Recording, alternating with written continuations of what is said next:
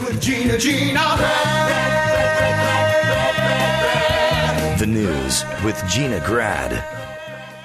Well, since we just had a convo with COVID patient DrDrew, let's just knock these out real quick. First of all, Larry King has been hospitalized with COVID-19, but he's been moved out of the ICU. 87 years old. He was in isolation, of course, not permitted to have visitors. A source says the folks at Cedars-Sinai Hospital in LA are giving King odds of 50-50 or better, and that he's improving. He's no stranger to health problems. He had a major heart attack in 87, a cancerous tumor removed in 2017, angioplasty in 2019, a stroke. So the unsinkable Molly Brown over here. Still knocked out 4 shows today, I bet. That's right. That's exactly right, with bow tie. Mm-hmm. Meanwhile, there has been an outbreak in San Jose, California, at a hospital where the culprit, the patient zero, if you will, has been linked to an inflatable Christmas costume that some do-gooder thought they would come in and cheer up the patients with their fan-operated inflatable Christmas tree costume, which blew air all over the place. At least 43 staffers, we have a picture of it, have tested positive between December 27th and New Year's. The hospital since deep cleaned the area, infected, and all infected staff members are isolating at home. Hospital officials believe the fan inside the costume may have been what caused all of this. They add that any exposure would have been accidental. The hospital will no longer allow fan-powered costumes inside. You'd think they would have thought of that, but... Yeah, so it's like a big inflatable Christmas tree, and the moving of the air is what spread it around. Yeah. This is San Jose? Let that be a lesson. Yeah, San Jose. Between that and the fucking Stanford tree, man, they're up to no good up there. I know, because it does look like the Stanford tree. It does look like the Stanford tree. How many people Put it side by side. How many people got it? 43. Jesus Christ. Yeah. So as much as I like Christmas tree mascots, maybe with all this going on, maybe the hospital, maybe that's not the plan. I saw you can Max Zapata. There was a thing as I was traveling through L.A. airport. There was advertisements on the sort of, digital advertising, scrolling things that are up for this helmet, this fan helmet. Have you guys seen this thing?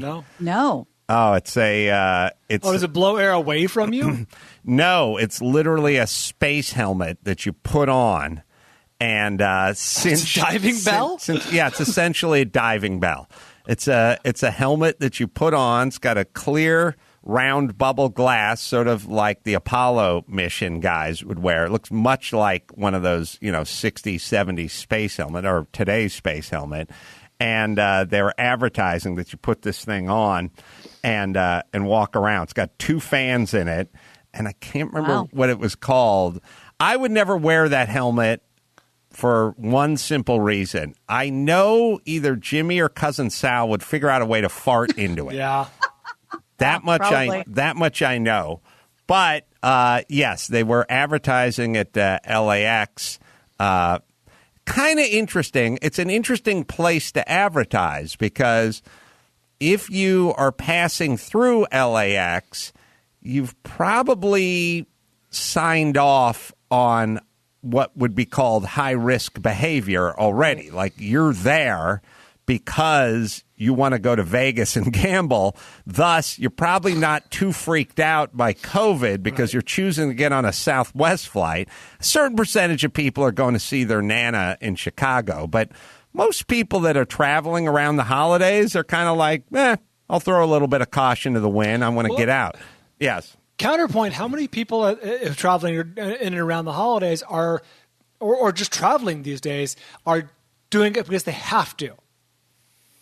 As opposed to choose to. I guess you'd have to really, like Bill Clinton did many years ago, we have to break down the definition of have to. Because you go... Depends on what have is. Like I have an elderly parent in Michigan, but do you have to see them for Christmas kind of thing? I don't know. Maybe that falls under that... Yeah, to you, that's have to. Maybe that falls under that heading. I still will tell you that the baggage carousel at LAX had 400 people around it with zero social distancing because you can't tell people spread out around a baggage carousel. Everyone is jockeying for position to get up and in that thing to hop in their Uber as fast as humanly possible. So not only do the airlines have full flights now, and we looked into it, I think Southwest since December 7th, I think. Got a lot of tweets today. Yeah. About, it's regulated by the Fed, so LA can't do anything about flights coming into LA. So they're 100% full, yes. And somebody emailed me and said that, to answer your question, Brian, since Vegas isn't locked down, since that's the place the flight originated from, they don't have to follow those rules. Right. So it is 100% full flights on Southwest and 1,000% humanity around the baggage carousel when everyone gets off of that thing. I mean, you can talk about spreading out in a venue like a sports venue. You can talk about spreading out at a restaurant or a salon. The average space between the human around the baggage carousel is 4.5 inches shoulder to shoulder, if not touching, and then everyone's 8 people deep. Like when 5 flights all come in at the same time and it's all on. And when the flight is full, they make you check bags and they throw them down to the carousel. They're not doing the gate check. But what is that helmet called, Maxipata? I think you're thinking it's called the Microclimate Air. It looks like a sperm head. This thing was black. Yeah, they're black ones too. Oh, okay, Yeah, so it has a HEPA filter in and out. My. And there it is. Yeah, and it's just you're sealed up. But are you? Well, yeah, it looks loose at the bottom like a neck gaiter. But question, how bad does a contagious disease have to get for you to sign off on looking like a dipshit? Yeah, that's a tough look to pull off. That's Jude Law in Contagion. Yeah, that's exactly what I was thinking. It's also, if you're a seagull or any kind of bird, this is your number one target. Like this dude walking outside, if you could shit on that windshield, you'd be the king of all the seagulls. Like freshly washed Mercedes is a 7.5, but shitting on a douchebag's face shield, that would be awesome. You know what it kind of reminds me of? Remember after 9/11, they were selling like parachutes to people who lived in buildings that were higher than 11 stories and like rope ladders that went 10 stories. Like there was this whole market of paranoid people. It's like, I need to do this because this shit happened. I feel like that's the same crowd. So these things can operate for over 5 hours. They're battery powered. They don't run off a super long extension cord from your apartment. No, and the sound inside the helmet is somewhat muffled. They're working on that issue. Speech is it does remain audible for those inside and outside the bubble. But you still can't eat or drink anything with it yet. They are working on a small straw port.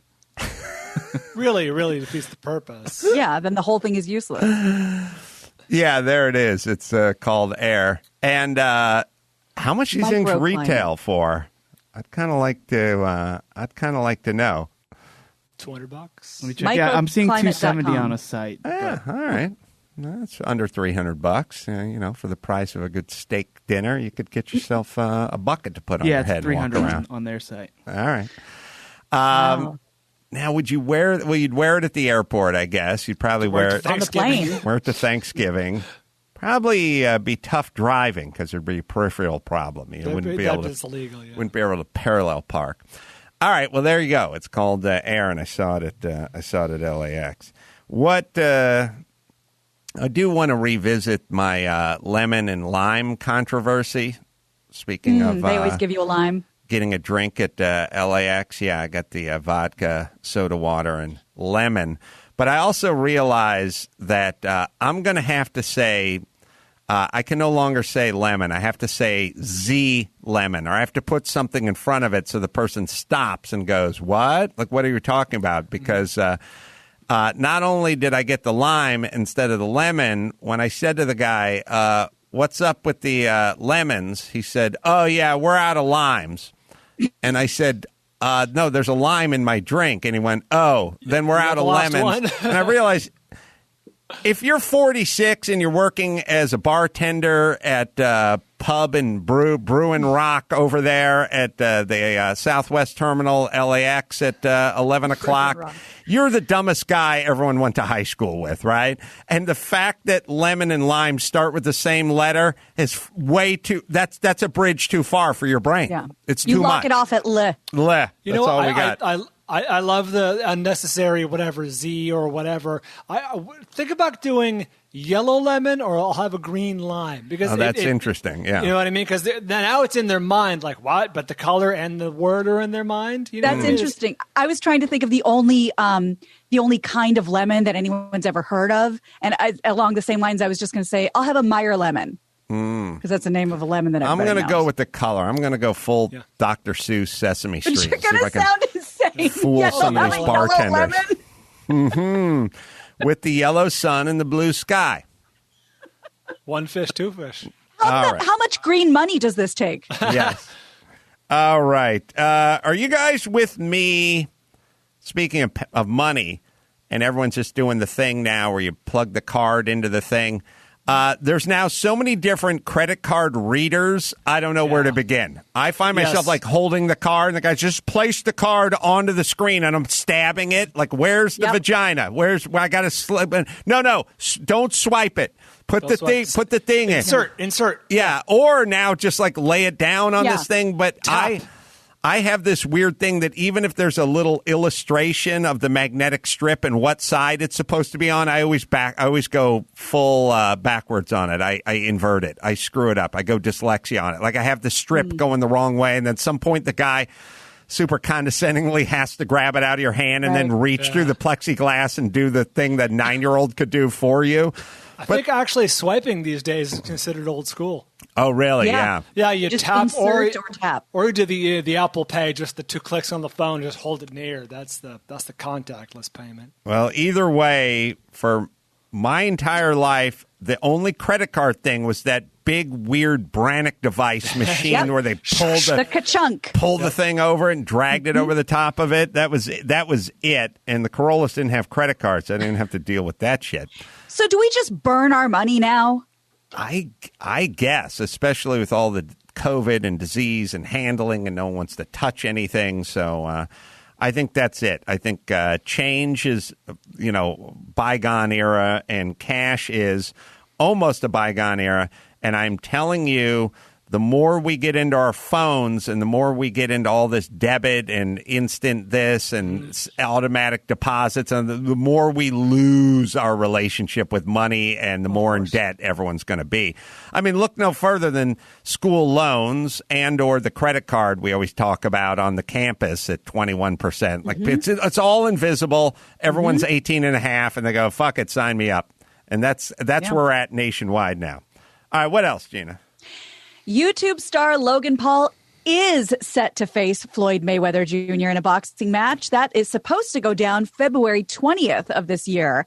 Logan Paul has been training for about 3 years, but neither Mike Tyson nor Logan's brother Jake thinks this is a good idea and that he has a chance in hell of winning. So I have a couple clips for you. In the first clip, a TMZ reporter asked Jake how he thinks Logan will do against Mayweather. Manny Pacquiao is one of the greatest strikers, fastest hands out there in history. One of those guys, like the few guys. And I wonder, if he couldn't touch Floyd in 12 rounds, how's your brother going to get a hold of him? No, exactly. I agree. My brother's fucked. It's bad for the sport. I think it's just for clout. My brother's a fake fighter. I'm the real. He's the real deal. Yeah. Well, he was saying that.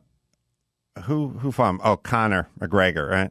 Yeah, didn't touch him for 12 rounds. Was that what he was saying? Did we miss the top of the clip there? Who didn't touch Floyd for 12 rounds?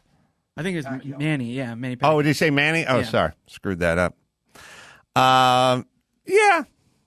Look, Mayweather's going to get $1 kajillion. People will watch just for the spectacle of it. And there are no more bad ideas. There are no more bad ideas for TV shows. There's no more bad ideas for reality shows. There's no more bad ideas for stunt fights or spectacles. There's no more bad ideas for musicals. Everything is potentially a good idea. All right, Gina and Bald are getting rebooted. So in the interim, I got a 3-minute clip of Unprepared. This is from an old one from Salt Lake City, but we haven't played it yet. And I will tell you guys, you can go to AdamCarolla.com and find out where I'm doing live shows, because that's going to be everywhere. And also... you can go to our YouTube page and watch all these stand-up clips for free. It's youtube.com/AdamCarolla. All right. This is, what's the theme of this one, Max Spanner? Horchata. Horchata. Horchata. You guys know it? You guys get horchata out here? It's a bad sign.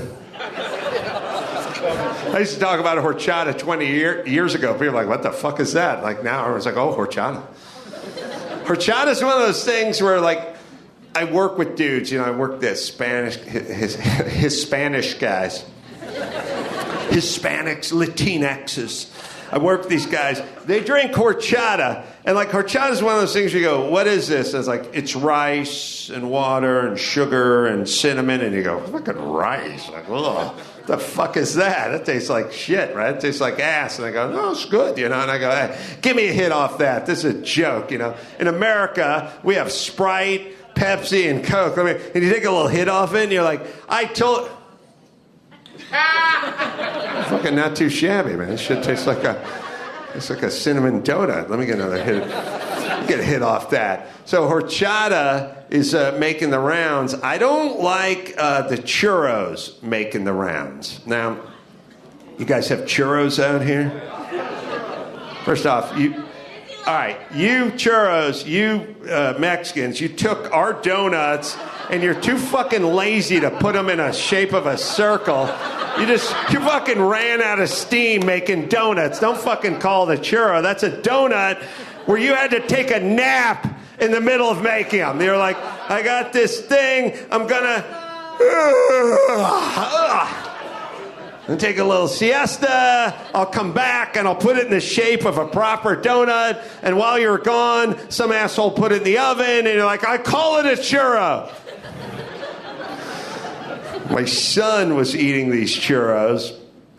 We went to the zoo, the Los Angeles Zoo. The Los Angeles Zoo has a whole churro hut, like a whole thing, and they're handing out the churros. And it ain't just churros anymore. It's like chocolate dipped churros.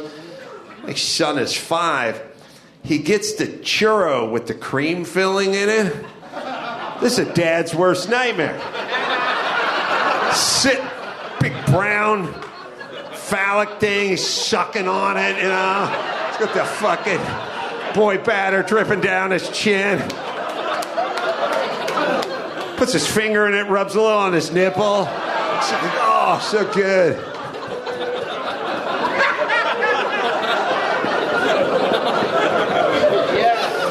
About a snow cone, boy? No, I'm good. I'm good with the churro.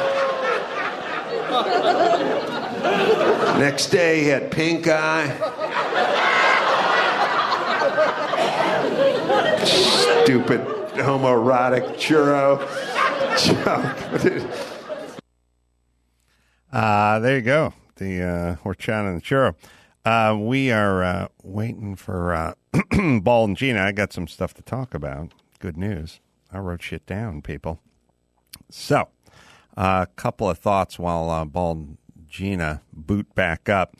One is I noticed in Vegas lots of people smoking weed, just walking up and down that strip, just puffing on big blunts. Like everyone is just smoking weed walking up and down that. I don't know.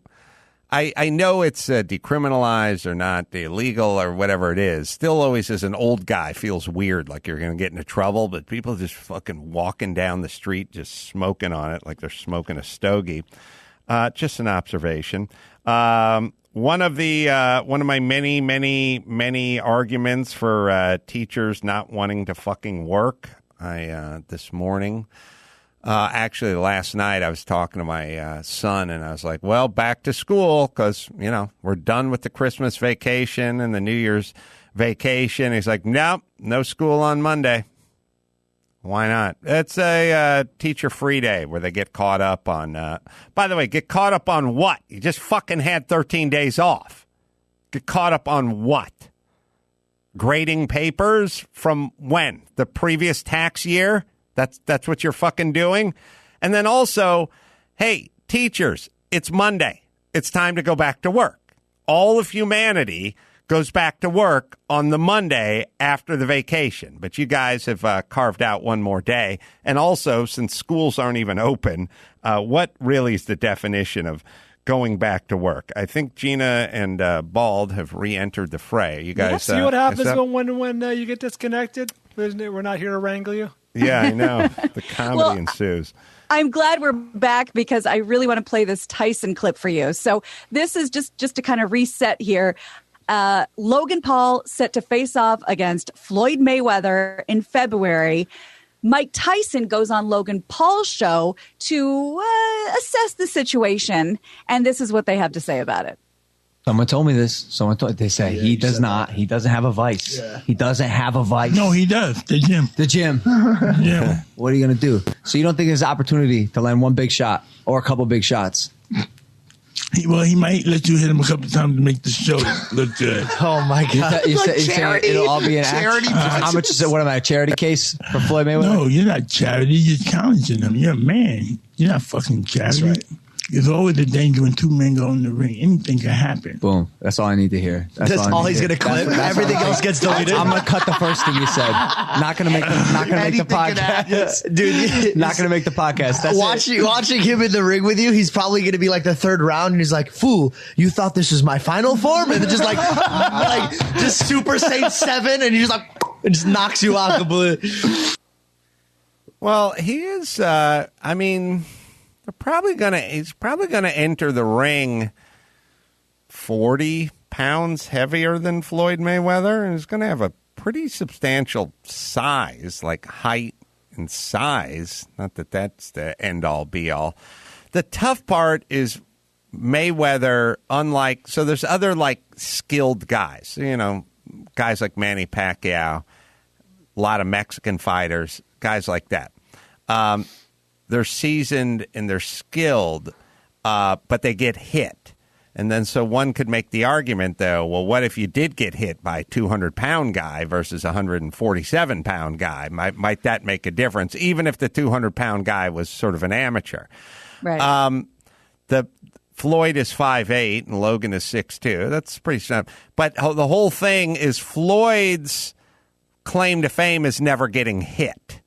And so that's where the rub comes here. If he was fighting some guy like Pacquiao or even like a Roberto Duran type or something, those guys do get hit. And so maybe you'd have what they call a puncher's chance. But Floyd is so goddamn slick. That seems to be the problem. But, you have to understand it. Floyd is 43, 40. I mean, every 43. Oh, good guess. Got to send him out a bottle of $2 Chuck, by the way. His birthday just passed.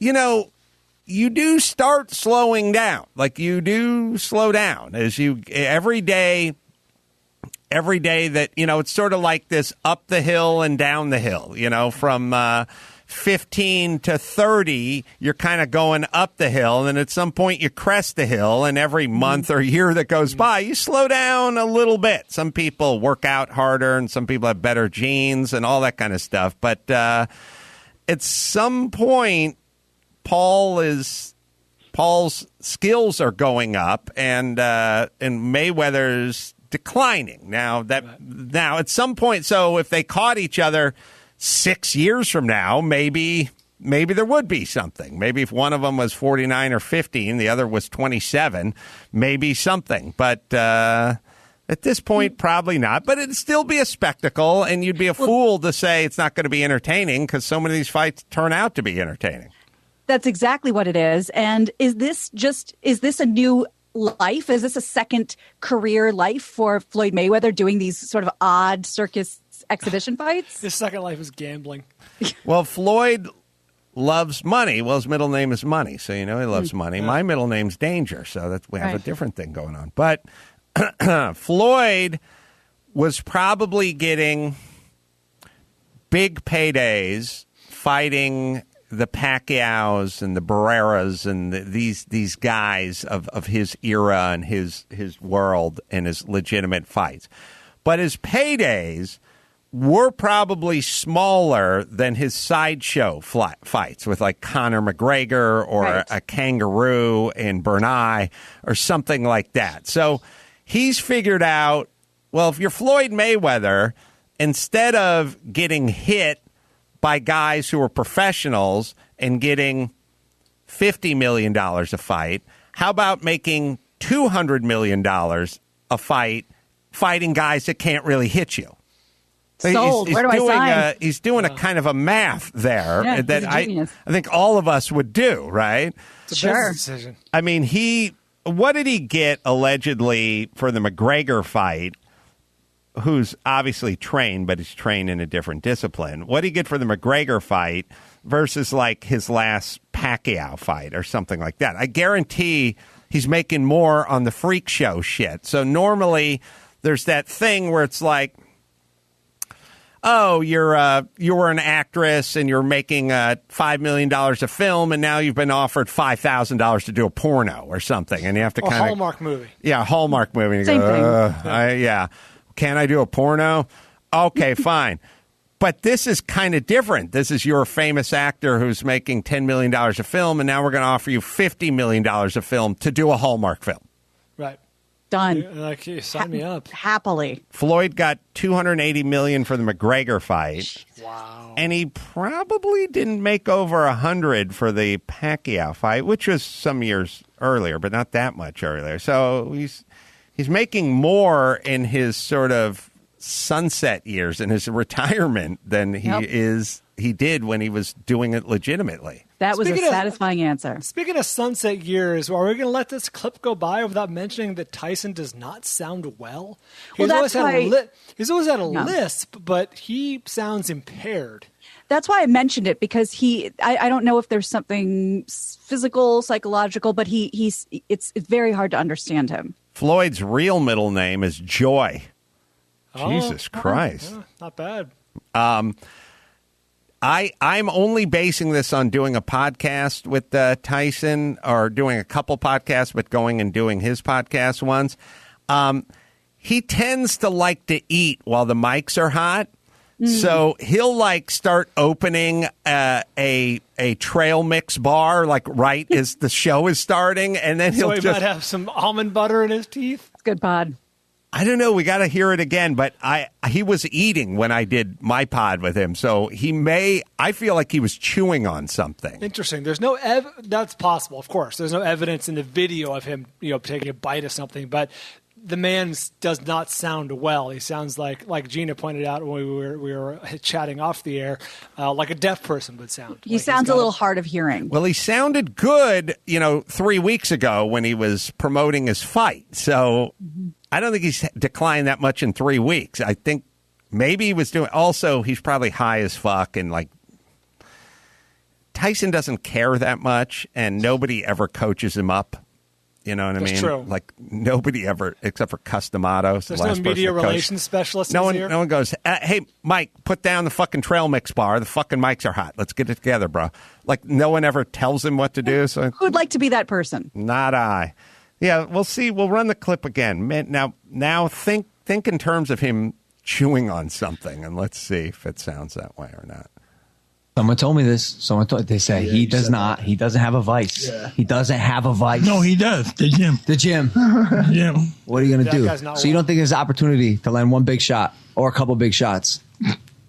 He might let you hit him a couple times to make the show look good. Oh my God! It'll all be an charity. How much is it? What am I? A charity case for Floyd Mayweather? No, you're not charity. You're challenging him. You're a man. You're not fucking charity. That's right. There's always a danger when two men go in the ring. Anything can happen. Boom. That's all I need to hear. That's all he's going to clip. Everything else gets deleted. He was kind of flapping. He was kind of chomping, but he was also tongue. I can't tell. I have a theory. Did he have chew in his mouth? It seemed like something was in his mouth, but yes. Sounded like he could have been messing around with some dentures and they were falling out. Does anyone know if he still has his regular teeth? That's a very good point. Interesting. Never heard of it. Not a bad thought. All right, let's do one more, Gina Grad. All right. Well, you guys, I know more than anybody, could probably use a little more Nicolas Cage in your life right now. Yes, please. And I mean, whether you care or not what it is might determine how interested you'll be. But he is hosting a new Netflix show, and it's called The History of Swear Words. It takes a deeper look into some of our most colorful language. He'll be joined by experts on history and language. He'll also be joined by Sarah Silverman, Nikki Glazer, film critic Elvis Mitchell, many, many more. Because, you know, trailers don't always give you a good idea of the actual show. Here's just a clip from the show that focuses on a very specific word. It seems to me that bitch isn't a word. It's a moment, an experience. Other swear words like shit, fuck, damn are reactionary and universal. But bitch can be used like a weapon, and it's personal. So I love it. He's doing what Floyd Mayweather's doing. Yes. He's fucking getting paid now that That's the career, not the legit career's in the rearview mirror. He's seeing some paydays. Yeah, Doesn't have to do a direct-to-video movie in Europe. He can just do this. Yeah. Absolutely. All right, let's bring it home, Gina Grad. You got it. I'm Gina Grad, and that's the news. That was the news with Gina Grad.